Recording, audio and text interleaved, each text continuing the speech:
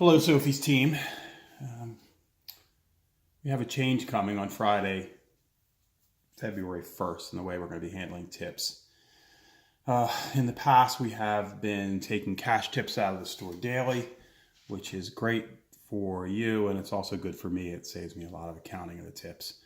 However, my accountant has insisted that we start to do this properly, something we probably should have been doing for years, or we definitely should have been doing for years. So starting Friday, February 1st, all your tips are going to be included on your paycheck, which comes bi-monthly. That means that we will not be taking any tips paid out of the store daily, but they'll be going on your paycheck. And the bad news is that, of course, that gets taxed, but hopefully the increased tips that are a consequence of the Square system will make up for this small amount of money that's taken out in taxes. So the biggest thing is we need to record daily who is owed tips so I can make sure that everyone's paid properly. You can see down here below where you type the sales numbers in, there's a new section called tips. This is the Owings Mills spreadsheet, but it works the same on the Belvedere sheet as well. So what you'll do is, if today were Friday, the first day, I could simply type in someone's name, the number of tips they received, and that would show up here.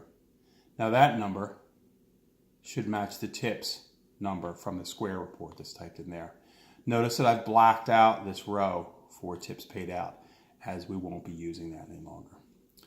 So you'll go through the end of the day, and let's say that Omar comes in and he gets $25 worth of tips, and Katie is also working that day, and she gets $15 worth of tips.